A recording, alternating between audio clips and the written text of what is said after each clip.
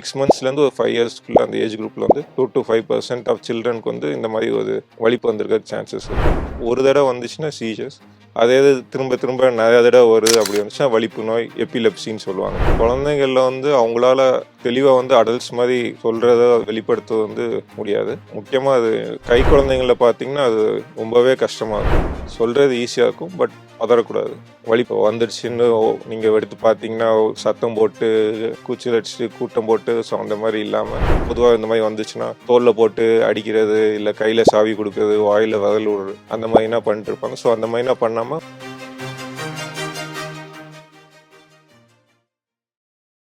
பொதுவாக எல்லாரும் நியூரலஜி அதெல்லாம் கேள்விப்பட்டிருப்பீங்க.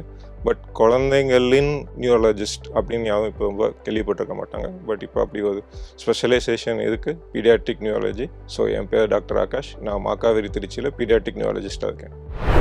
குழந்தைங்களுக்கு சிகிச்சை கொடுக்க பீடியாட்ரிக் நியூரலஜிஸ்டின் பங்கு என்ன? இப்போ அடல்ட்டு சைல்டு நீங்கள் ரெண்டும் எடுத்துக்கிட்டிங்கன்னா, சைல்டு வந்து ஒரு மினி அடல்ட் கிடையாது. ஸோ இப்போ ஒரு சைல்டு எடுத்திங்கன்னா பிறந்ததுலேருந்து வர்ற அந்த 2 வயசுக்குள்ளே ஒவ்வொரு மாதமும் புதுசாக அவங்கள டெவலப்மெண்ட்ஸ் வரும். ஒவ்வொரு மைல் ஸ்டோனும் அவங்க உட்கார ஆரம்பிக்கிறது, நிற்க ஆரம்பிக்கிறது, நடக்க ஆரம்பிக்கிறது. ஸோ அது மட்டும் இல்லாமல் ஒவ்வொரு ஏஜ் குரூப்லேயும் அவங்களுக்கு இருக்க அந்த டிசீஸ் ஸ்பெக்ட்ரம் சொல்கிறது ஒவ்வொரு டைப்பாக அவங்களுக்கு மேனிஃபெஸ்டேஷன்ஸ் இருக்கும். ஸோ இப்போ அடல்ட்டில் வந்து உங்களுக்கு பார்க்கின்சன்ஸ், அல்ஜிமர்ஸ் அந்த மாதிரி டிசீசஸ் நிறையா இருக்கும். சில்ட்ரனில் வந்து உங்களுக்கு சில்ட்ரன் ஸ்பெசிஃபிக்காக அந்த ஏஜ் குரூப் ரிலேட்டட் எபிலெப்சிஸ் அந்த மாதிரி இது தனியாக இருக்கும். ஸோ அந்த எக்ஸ்போஷர்ஸ் வந்து உங்களுக்கு அந்த டிஃப்ரென்ஸ் இருக்கும். ஸோ அதனால் அதை இன்னும் கொஞ்சம் நம்ம ஃபோக்கஸ் பண்ணி ட்ரீட் பண்ணி இன்னும் பெட்டர் ரிசல்ட்ஸ் நம்மளால் ப்ரொவைட் பண்ணுவோம். சேசூஸ் என்றால் என்ன? ஸோ சீஷருங்கிறது வந்து உங்கள் பிரெயினில் வந்து இருக்க நியூரான்ஸோட ஒரு குறிப்பிட்ட ஓவர் ஆக்டிவிட்டினால வெளிப்படுற ஒரு மேனிஃபெஸ்டேஷன் தான். ஸோ அந்த மேனிஃபெஸ்டேஷன்ஸ் ஒன்று நிறையா நம்ம டிவியில் பார்த்துருப்போம். கை ரொம்ப ஸ்டிஃபாக இருக்கிற மாதிரி இருக்கும், இல்லை கை பின்னாடி வெட்டிகிட்டு இருக்க மாதிரி இருக்கும், கண் ஒரு மாதிரி மேலே ஃபிக்ஸ் ஆகிட்டு இருக்க மாதிரி இருக்கும், இல்லை வாயில் நுரத்தள்ளிட்டு இருக்க மாதிரி. ஸோ இதெல்லாம் தான் அந்த மேனிஃபெஸ்டேஷன்ஸ், அந்த அப்நார்மல் ஆக்டிவிட்டியோட. ஸோ இதை தான் நம்ம சீஷர்னு சொல்லுவோம். ஸோ இந்த சீஷர்ஸ்ன்னு வரும்போது வந்து உங்களுக்கு குழந்தைங்கள் அடல்ட்டில் என்ன வித்தியாசம்னு பார்த்தீங்கன்னா, உங்கள் குழந்தைங்களோட மூளை வந்து இப்போ தான் நம்ம ஒரு டெவலப்பிங் பிரெயின். ஸோ அந்த ஃபுல் க்ரோத்தோட ஃபுல் பொட்டென்ஷியல் ஆகிறதுக்கு வந்து கரெக்டாக அந்த இனிஷியல் அந்த ஒரு 5 yearsக்குள்ளே அந்த பிரெயின் இருக்கும்போது அதில் திரும்ப சீஷர்ஸ் வந்துச்சுன்னா அதோட க்ரோத் வந்து ப்ராப்பராக இருக்காது. ஸோ அந்த டைமில் பீடியாட்ரிக் நியூரலஜிஸ்ட் கிட்ட நீங்கள் காமிச்சிங்கன்னா அவங்களால டக்குன்னு அதை ஐடென்டிஃபை பண்ண முடிஞ்சு ப்ராப்பராக மேனேஜ்மெண்ட் பண்ண முடிஞ்சுன்னா உங்களுக்கு இன்னும் கொஞ்சம் அவுட்கம் வந்து பெட்டராக இருக்கும். சேசூஸ், ஃபிட்ஸ், எபிலெப்சி மூன்றுக்கும் உள்ள வித்தியாசம் என்ன? ஸோ சீஷர், ஃபிட்ஸ்க்கு 2 பெரிய வித்தியாசம் கிடையாது. ரெண்டும் ஒரே தான், டெர்மினாலஜிஸ் தான் வேறு. ஸோ ஃபஸ்ட்டு நான் சொன்ன மாதிரி தான் உங்கள் பிரெயினில் இருக்க ஒரு பர்டிகுலர் இடத்துல இருக்கிற நியூரான்ஸ் கொஞ்சம் எக்ஸசிவாக ஃபயர் பண்ணதுனால உங்களுக்கு வெளியில் நீங்கள் பார்க்குற அந்த மோட்டர் மேனிஃபெஸ்டேஷன்ஸ் அதான் சீஷர்ஸ்ன்னு சொல்லுவாங்க. ஸோ எபிலெப்சிங்கிறது வந்து இதே ஒரு தடவை வந்துச்சுன்னா சீஷர்ஸ், அதே இது திரும்ப நிறைய தடவை வருது அப்படி வந்துச்சுன்னா வலிப்பு நோய், எபிலெப்சின்னு சொல்லுவாங்க. ஸோ நிறைய பேருக்கு ஒரே ஒரு தடவை மட்டும் சீஷர் வந்ததாக இருக்கும். நிறைய பேருக்கு நீங்கள் பார்த்தீங்கன்னா டெய்லி வருது, இல்லை வீக்லி வருதுன்னு அந்த மாதிரி சொல்லுவாங்க. ஸோ சீஷருங்கிறது வலிப்பு, எபிலெப்சிங்கிறது வலிப்பு நோய். ஸோ அந்த வலிப்பு திரும்ப வரக்கூடிய அந்த தன்மை தான் வலிப்பு நோய், எபிலெப்சின்னு சொல்லுவாங்க. ஒரே ஒரு தடவை மட்டும் வந்து அந்த எபிசோடை வந்து சீஷர்னு சொல்லுவாங்க. ஸோ இப்போ நீங்கள் காசஸ் நீங்கள் பார்த்தீங்கன்னா அது உங்களுக்கு ஏஜ் ரிலேட்டடாக சேஞ்சஸ் இருக்கும். ஸோ இப்போ ஃபஸ்ட்டு கை குழந்தையிலேருந்து பார்ப்போம். ஸோ குழந்தை பிறக்கும் போது வந்து நிறைய தடவை பார்த்துருப்பீங்க, மூச்சுத்திணறல் ஏற்பட்டுருக்கும், அவங்களுக்கு வென்டிலேட்டர் தேவைப்படும்பாங்க, இல்லை சில டைம் ஜாண்டிஸ் இருக்குன்பாங்க. ஸோ அந்த மாதிரி டைமில் வந்து அந்த பிரெயின் வந்து ரொம்ப ஃப்ரெஜைலாக இருக்கும். அந்த டைமில் வந்து உங்களுக்கு ஆக்சிஜன் அது சரியாக கிடைக்கல, இந்த மாதிரி ஏதாச்சும் ப்ராப்ளம்னால அதில் ஏதாச்சும் டேமேஜ் ஏற்பட சான்சஸ் இருக்கும். ஸோ அந்த மாதிரி டேமேஜ் ஏற்பட்டுச்சுனாலும் உங்களுக்கு வலிப்போம். சில டைம் உங்கள் வயிற்றுக்குள்ளே இருக்கும் போதே வந்து உள்ளே ஏதாச்சும் அந்த டைமில் ஏதாச்சும் உங்களுக்கு இன்ஃபெக்ஷன் இருந்துச்சு, இல்லை பிபி, சுகர் ஏதாச்சும் இருந்துச்சுன்னா அந்த டைமில் கூட உங்கள் பிரெயின் உள்ளே டேமேஜ் ஆகிறதுக்கு லைட்டாக சான்சஸ் இருக்கும். ஸோ ஒன் ரீசன் வந்து பிரெயினில் வந்து டேமேஜ் ஆகுது. ஸோ அந்த டேமேஜ் வந்து ஒன்று பிறக்கும் போது ஏற்பட்டிருக்கலாம், இல்லை பிறந்தப்போ ஏதாச்சும் இன்ஃபெக்ஷன் வந்துருச்சு, மூளைக்காய்ச்சல் வந்துருச்சு, அந்த மாதிரி சொல்லுவாங்க. ஸோ அந்த மாதிரி வந்துச்சுனாலும் வரலாம். சில டைம் வந்து உங்களுக்கு ரொம்ப ப்ரீடம் குழந்தையாக இருக்கும். ஸோ அந்த குழந்தைகளுக்கு வந்து பிரெயின் இன்னும் வீக்காக இருக்கும். கூட அவங்க சுகரும் கண்ட்ரோல் பண்ணுறதுக்கு அவங்களுக்கு கஷ்டமாக இருக்கும். ஸோ சுகர் லெவல் கம்மியாயிடுச்சு. ஸோ அதனாலே அவங்களுக்கு வலிப்பு வரலாம். ஸோ இது மட்டும் இல்லாமல் குழந்தைங்களில் முக்கியமாக வலிப்பு வருதுன்னு பார்த்தீங்கன்னா ஃபெப்ரைல் சீஷர்ஸ்ன்னு சொல்லுவாங்க. ஃபீவர் வந்துச்சுன்னா வலிப்பு வர தன்மை இருக்கும். ஸோ 6 monthsலேருந்து ஒரு 5 yearsக்குள்ளே அந்த ஏஜ் குரூப்பில் வந்து காமனாகவே இருக்கும். 2 to 5% ஆஃப் சில்ட்ரனுக்கு வந்து இந்த மாதிரி ஒரு வலிப்பு வந்திருக்க சான்சஸ் இருக்கும். இது மட்டும் இல்லாமல் கொஞ்சம் உங்களுக்கு ஜெனட்டிக் ஃபேக்டர்ஸும் இருக்குது. அதாவது உங்களோட வம்சாவளியில் வழியாக வர்ற மாதிரியும் உங்களுக்கு ஃபேக்டர்ஸ் இருக்குது. ஸோ மல்டிபிள் ஃபேக்டர்ஸ் இருக்குது. ஒவ்வொன்றுக்கும் அது கரெக்டாக ஐடென்டிஃபை பண்ணி அதுக்கேற்றப்பல நம்ம ட்ரீட் பண்ணலாம். குழந்தைகளுக்கு வரும் சீசஸ் முன்கூட்டியே கண்டுபிடிப்பது எப்படி? ஸோ குழந்தைங்களில் வந்து அவங்களால அதை தெளிவாக வந்து அடல்ட்ஸ் மாதிரி சொல்கிறத வெளிப்படுத்துவது வந்து முடியாது.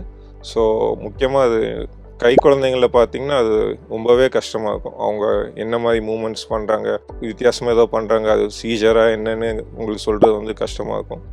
இன்னும் கொஞ்சம் பெரிய குழந்தைங்களாக இருந்தாங்களா அவங்களால சில டைம் அவங்களாலே உணர முடியும். சரி வித்தியாசமாக எனக்கு ஃபீலிங் வருது. அவங்களுக்கு திரும்ப திரும்ப அதை எக்ஸ்பீரியன்ஸ் பண்ணியிருப்பாங்க. ஒவ்வொரு தடவை வலி போகிறதுக்கு முன்னாடி லைட்டாக சில பேருக்கு வந்து கொஞ்சம் கண்ணில் கொஞ்சம் வித்தியாசமாக தெரியுற மாதிரி இருக்கும். இல்லை அவங்களுக்கே ஒரு உணர்ச்சி மாதிரி வரும். சரி இந்த மாதிரி இதுக்கு லைட்டாக சில பேருக்கு ஹெட் ஏக் மாதிரி வர மாதிரி இருக்கும். சில பேர் லைட்டாக வயிறுவலி வர்ற மாதிரி இருக்கும். ஆரான்னு சொல்லுவாங்க. ஸோ அது எல்லாருக்கும் அது வருமானங்கிறதுனா கிடையாது. ஸோ அது எல்லாத்துலேயுமே நம்ம எக்ஸ்பெக்ட் பண்ண முடியாது.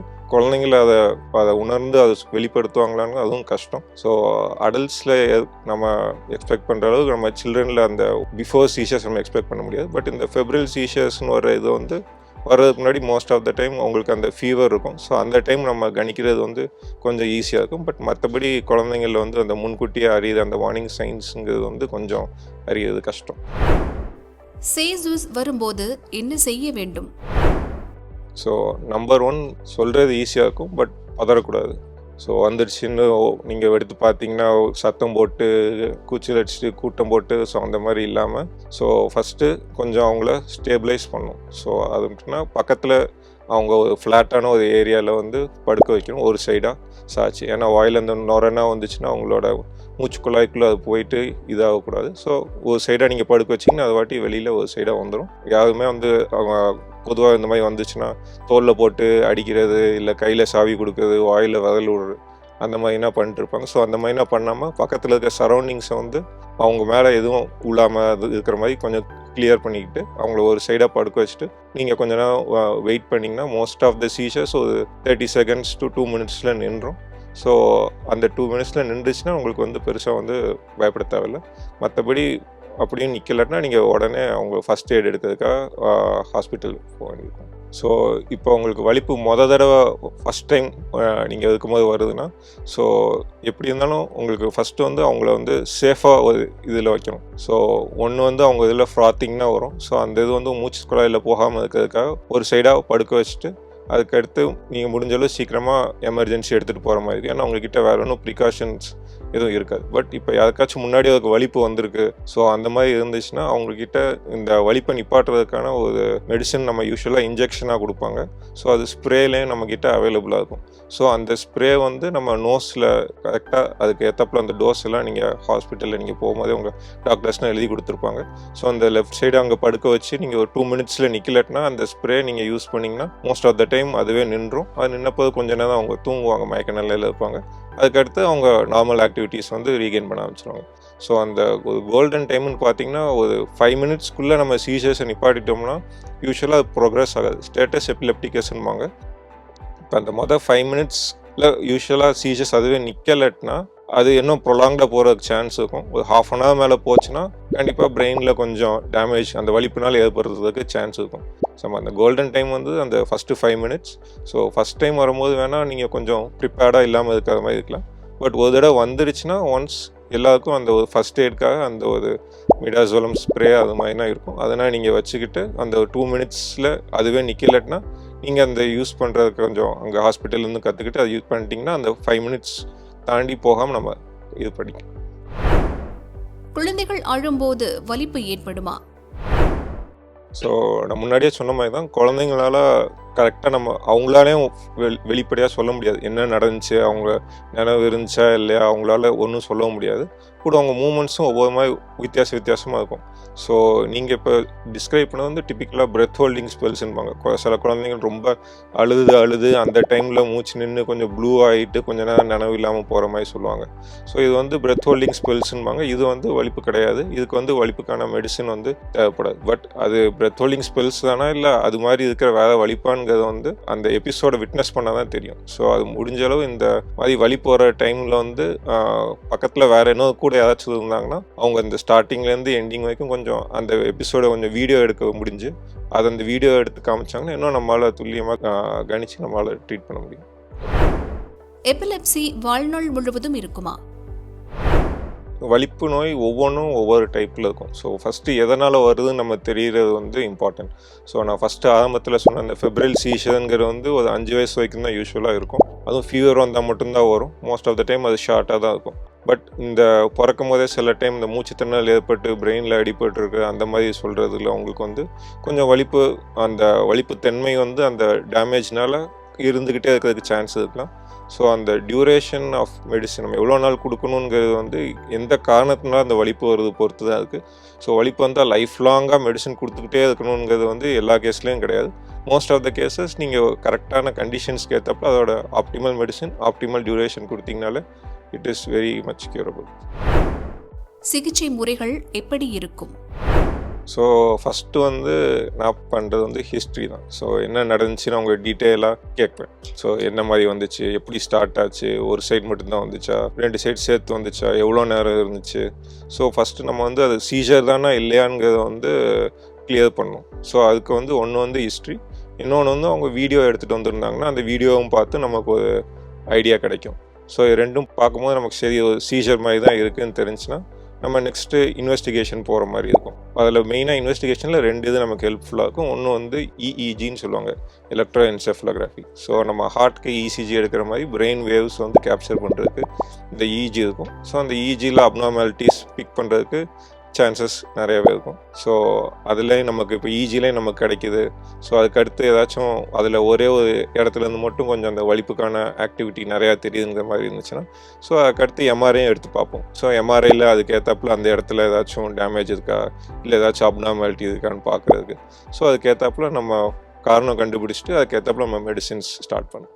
நம்ம பீடியாட்ரிக்குங்கிற ஏஜ் குரூப்லேயே ஒன்று வந்து நீங்கள் பார்த்தீங்கன்னா ஒன்று நிக்கு, ஸோ நியோனட் சொல்லுவாங்க. ஸோ அந்த less than 1 month less than 1 year அந்த நியோனட்டல் இன்டென்சிவ் கேரில் இருக்கிற குழந்தைங்க அவங்களும் இருப்பாங்க. அதுக்கடுத்து அடோலசன்ட் குரூப் இருப்பாங்க மோர் தென் 10 years. ஸோ நடுவில் இருக்கிறவங்களும் இருப்பாங்க. ஸோ இந்த 3 ஸ்பெக்ட்ரம் ஆஃப் சில்ட்ரனும் நம்மக்கிட்ட இருப்பாங்க. ஸோ இதில் ஒவ்வொன்றுக்கும் அந்த சீஜர்ஸ் அந்த ஏஜ் வைஸும் நமக்கு எதனால் வருதுங்கிறது வந்து சேஞ்ச் ஆகும். ஸோ அவங்க ஐசியூவில் இருக்கும்போது அவங்களுக்கு மானிட்டரிங்கும் நமக்கு தேவைப்படும். ஸோ நம்மக்கிட்ட ஆம்புலேட்டரி இஜின்னு ஒன்று இருக்குது. ஸோ அதை வச்சு நம்ம கண்டினியூஸாக ஒரு 24 hours அவங்கள மானிட்டர் பண்ணோம். ஏன்னா நான் ஃபஸ்ட்டே சொன்ன மாதிரி தான் அவங்களுக்கு இருக்க மூமெண்ட்ஸ் வலிப்பா இல்லையான்னு நமக்கு வந்து சொல்கிறது வந்து கஷ்டமாக இருக்கும். ஸோ அந்த டைமில் வந்து கண்டினியூஸாக நம்ம இஜி கூட மானிட்டர் பண்ணி ஸோ கன்ஃபார்ம் பண்ணிக்கலாம். அதுக்கேற்றப்பல நம்ம ட்ரீட்மெண்ட்டையும் இது பண்ணிக்கலாம். ஸோ அதே மாதிரி தான் ஐசியூலையும் இருக்குது கொஞ்சம் பெரிய குழந்தைகளுக்கான இதில். அதே மாதிரி இந்த வலிப்பு நோயால் வந்து ஜென்ரல் வார்டில் அட்மிட் ஆகிறாங்க அந்த மாதிரி இருக்கிறவங்களுக்கும் நம்ம இந்த மாதிரி கண்டினியூஸாக இஜி மானிட்டர் பண்ணி இது பண்ணலாம். ஸோ அதே டைமில் இஜியில் அப்நார்மாலிட்டி இருக்குது நம்ம அடுத்து எம்ஆர்ஐ பண்ணி பார்க்கணுன்னாலும் அதுக்கேற்றப்பல பார்த்துக்கலாம். ஸோ அதுக்கடுத்து நம்ம மெடிசின்ஸ் அதுக்கேற்றப்பல ஸ்டார்ட் பண்ணிக்கலாம். நான் வந்து மெயினாக மெடிசின்ஸ் தான் நான் யூஸ் பண்ணேன். சர்ஜரிஸ்க்கு வந்து இப்போதைக்கு நான் கிடையாது. ஸோ மெடிசின்ஸு நீங்கள் பார்த்தீங்கன்னா டிஃப்ரெண்ட் குரூப்ஸ் ஆஃப் ட்ரக்ஸ் இருக்குது. ஸோ சில மெடிசின்ஸ் சில குரூப் ஆஃப் எபிலெப்சிஸில் தான் அது நல்லாவே எஃபெக்ட் இருக்கும். சில இதில் வந்து கொடுத்தீங்கன்னா அது ஆக்சுவலாக வர்சன் ஆகும். ஸோ அதனால் அது என்ன டைப் ஆஃப் சீஜர் எதனால் வந்திருக்குங்கிறத வந்து ஃபஸ்ட்டு கண்டறிஞ்சு அதுக்கு அடுத்து நம்ம மெடிசின் ஆரம்பிக்கிறது வந்து இம்பார்ட்டன்ட். ரெண்டாவது எவ்வளோ டியூரேஷன் கொடுக்கணும். ஸோ அதுவும் நம்ம ரீசனை பொறுத்து தான் இருக்குது. இப்போ ஏதாச்சும் ஒரு குழந்தை ரொம்ப நேரம் சாப்பிடாம இருந்திருக்கு, சுகர் கம்மியாகி வலிப்பு வந்திருக்கு. ஸோ அந்த குழந்தைங்களுக்கு வந்து லைஃப் லாங்காக மோஸ்ட்லி மெடிசன் தேவைப்படாது. ஸோ அந்த சுகரை நீங்கள் கரெக்ட் பண்ணிங்கனாலே மோஸ்ட்லி திரும்ப வராது. ஸோ அந்த குழந்தைங்களுக்கு வந்து ரொம்ப நம்ம கண்டினியூஸாக கொடுக்க மாட்டோம். பட் சில குழந்தைங்களுக்கு இந்த ஃபஸ்ட்டு சொன்ன மாதிரி இந்த மூச்சுத்திணறல் ஏற்பட்டு ஐசியூலனா இருந்து பிரெயினில் கொஞ்சம் டேமேஜ் ஆகி அதுக்கடுத்து ரொம்ப வலிப்பு வந்த குழந்தைங்களுக்கு கொஞ்சம் ப்ரொலாங்டு கோர்ஸாக போகும். ஸோ அது காரணம் நம்ம பார்த்து அதுக்கேற்றப்பல டியூரேஷன் கொடுக்குற மாதிரி. பிரசவத்தின் போது செய்யப்படும் அனாமலி ஸ்கேனில் இந்த பிரச்சனைகள் தெரிய வருமா? ஸோ அனாமலி ஸ்கேனில் மோஸ்ட்லி நம்ம பண்ணுறது அல்ட்ராசவுண்ட் தான். ஸோ அந்த அல்ட்ராசவுண்டில் வந்து உங்களுக்கு மேஜராக ஏதாச்சும் அப்நார்மாலிட்டிஸுக்கு ஹைட்ரோகெஃப்லஸ்ன்பாங்க, பிரெயின்குள்ளே நிறையா நீர் கோர்த்து இருக்குது, அந்த மாதிரி இருக்கிற ஒரு கிராஸ் அனாமலிஸ் தான் நமக்கு தெரியும். So most of the time இந்த சீஜர்ஸ் வந்து உங்களுக்கு சின்னதாக ஒரு மால்ஃபர்மேஷன் சொல்லுவாங்க. ஸோ அதுனா வந்து உங்களுக்கு அல்ட்ராசவுண்டில் தெரியாது. அது அந்த டைமில் உங்களுக்கு டெவலப் ஆகிருக்குமாங்கிறதும் சொல்ல முடியாது. நிறைய பேர் சொல்லுவாங்க ஃபஸ்ட்டு பிறந்தப்புறம் வலிப்பு வந்துச்சுன்னா, முன்னாடி நான் அல்ட்ராசவுண்ட்னா பண்ணேன், ஸ்கேன் எல்லாம் நார்மல்னு சொல்லியிருந்தாங்க. ஸோ அல்ட்ராசவுண்டுங்கிறதுல வந்து உங்களுக்கு ரிசல்யூஷன் ரொம்ப கம்மியாக இருக்கும். எம்ஆர்ஐயில் தான் உங்களுக்கு இன்னும் பெட்டர் ரிசல்யூஷனாக இருக்கும். ஸோ எல்லாமே நம்ம ஆன்டிநேட்டலில் சொல்ல முடியாது. பட் சில ஜெனட்டிக் கண்டிஷன்ஸ் இருக்கும். அதில் நீங்கள் கேட்டிங்கன்னா உங்கள் ஹிஸ்ட்ரியில் இப்போ அந்த அம்மாவுக்கு ஒரு 2-3 குழந்தைங்க ஏற்கனவே இருக்காங்கன்னா அவங்கள்ட்ட கேட்டிங்கன்னா சில டைம் உங்கள் வயிற்றில் இருக்கும்போதே அவங்க மூமெண்ட்ஸ் நிறையா ஃபீல் பண்ணியிருப்பாங்க மற்ற ரெண்டோட. ஸோ அது ஒரு சைனாக கூட இருக்கலாம். அவங்க வயிற்றில் இருக்கும் போதே அவங்களுக்கு அந்த வலிப்புக்கான தன்மை இருந்திருக்கலாம். பிறந்த உடனேயும் திரும்ப வலிப்பு இருந்து. ஸோ அந்த மாதிரி ஒரு மார்க்கர்ஸ் இருக்கும். தவிர அந்த முன்னாடி இருக்கிற அல்ட்ராசவுண்ட் அந்த அனாமலி ஸ்கேனை வச்சே நம்மளால் வலிப்பு வருமா வராதாங்கிறது சொல்ல முடியாது. ஸோ எல்லாம் என்ன காரணத்தினால வருதுங்கிறத பொறுத்து தான் இருக்குது. ஸோ சில இது வந்து சைல்டுஹுட் ஆப்சன்ஸ் எபிலெப்சிஸ் அந்த மாதிரிலாம் சொல்லுவாங்க. ஸோ அது இந்த மாதிரி எபிலெப்சி சிண்ட்ரோம்ஸ் வந்து ஒரு குறிப்பிட்ட ஏஜில் அதுக்கு ஒரு ஆன்செட் இருக்கும். அதுக்கு ஒரு குறிப்பிட்ட இஜி சைன்ஸ் இருக்கும். அது மெடிசின்ஸ்க்கு குறிப்பிட்ட ரெஸ்பான்சஸ் இருக்கும். கொஞ்சம் குரூப் ஏஜில் வந்து போயிடும். ஸோ இது வந்து நம்ம துல்லியமாக சொல்லலாம். சரி, இது நமக்கு ஒரு எக்ஸ்பெக்டேஷன்ஸ் இருக்குது. இந்த இவ்வளோ நாள் நீங்கள் மெடிசின் கொடுத்தீங்கன்னா இது வந்து க்யூர் ஆயிருங்கிற மாதிரி. பட் சில இன்னும் கொஞ்சம் எபிலெப்சி சிண்ட்ரோம்ஸ் இருக்கும். லெனாக்ஸ்-கெஸ்டோட் சிண்ட்ரோம் அந்த மாதிரிலாம் சொல்லுவாங்க. ஸோ இதில் வந்து நீங்கள் நிறையா மெடிசின்ஸ் நீங்கள் ட்ரை பண்ணாலுமே அது உங்களுக்கு சில டைம் ட்ரக் ரிஃப்ராக்டரி சீஷர்ஸ்ன்னு சொல்லுவாங்க. வெறும் மெடிசினால் வந்து கட்டுப்பட முடியாத சீஷர்ஸும் கொஞ்சம் இது இருக்கும். ஸோ அது என்ன மாதிரி கேட்டகரியில் வருதுங்கிறத பொறுத்து தான் நம்ம அது 100% க்யூரபிளா இல்லை நம்மளால் ஒரு 50% ரெடக்ஷன் நம்ம டார்கெட் பண்ணலாமாங்கிறத வந்து டிசைட் பண்ண முடியும். இது பரம்பரை நோயாக மாற வாய்ப்பு உள்ளதா? ஸோ நான் ஃபஸ்ட்டு சொன்ன மாதிரி ஃபெப்ரில் சீஷர்ஸுங்கிறது வந்து உங்களுக்கு அதில் ஸ்ட்ராங் ஜெனட்டிக் கனெக்ஷன் இருக்கும். ஸோ அந்த மாதிரி பார்த்தீங்கன்னா அவங்க அப்பாவுக்கு இல்லை பாட்டிக்கு அந்த மாதிரி சின்ன வயசில் பார்த்தீங்கன்னா ஒரு 6 monthsலேருந்து 5 yearsக்குள்ளே ஃபீவர் வந்துச்சுன்னா வலிப்பு வந்திருக்குங்கிற மாதிரி சொல்லியிருப்பாங்க. இப்போ பையனுக்கும் அந்த மாதிரி இருக்குன்னு சொல்லுவாங்க. ஸோ இது வந்து ஒரு நார்மல், இது ஒரு spectrum of hereditary causes. But என்ன கொஞ்சம் இதோட கொஞ்சம் டிஃபிகல்ட் டு ட்ரீட் டைப்பாக கூட இருக்கலாம். ஸோ அது எல்லா வாட்டியும் அது ஃபேமிலியில் ரன் ஆகணுங்கிற ஹிஸ்ட்ரி அவசியம் கிடையாது. சில டைம் நீங்கள் அப்பா அம்மா 2 பேருக்குமே இல்லை, யாருக்குமே ஃபேமிலியில் இருக்கவே இல்லை, சொந்தத்தில் கல்யாணம் பண்ணியிருந்தாங்க, அந்த மாதிரி கூட இருந்திருக்கலாம். ஸோ ஜெனட்டிக் காஸ் ஆஃப் எபிலெப்சிங்கிறதுக்கு வந்து கண்டிப்பாக உங்களுக்கு ஒரு ஃபேமிலி ஹிஸ்ட்ரி இருக்கணுங்கிறது அவசியம் கிடையாது. பட் ஃபேமிலி ஹிஸ்ட்ரி பாசிட்டிவாக இருந்துச்சுன்னா திரும்ப அவங்களுக்கு இருக்கிறதுக்கு சான்ஸ் இருக்கும். ஸோ இப்போ நம்மக்கிட்ட நிறையா ஜெனட்டிக் டெஸ்ட்ஸும் இருக்குது. அதுவும் நம்ம ஹாஸ்பிட்டலில் அவைலபிளாக இருக்குது. ஸோ அதை வச்சும் நம்ம என்ன டைப் ஆஃப் வலிப்பு வருது, ஃபேமிலி ஹிஸ்ட்ரிலையும் பார்த்துட்டு அவங்களுக்கு என்ன மாதிரி வந்திருக்குங்கிறத பார்த்துட்டு நம்ம சரி இதுவாக தான் இருக்குன்னு சொல்லிட்டு நம்ம ஒரு கெஸ் பண்ணி அதுக்கேற்றாப்புல நம்ம அந்த பிளட் டெஸ்ட், ஜெனட்டிக் டெஸ்ட் அனுப்புனோம்னா ஏர்லியாக டயக்னோசிஸ் பண்ணி அதுக்கு ஃபஸ்ட்லேருந்தே நம்ம அப்ராப்ரியேட் ட்ரீட்மெண்ட்டும் நம்ம கொடுக்கலாம்.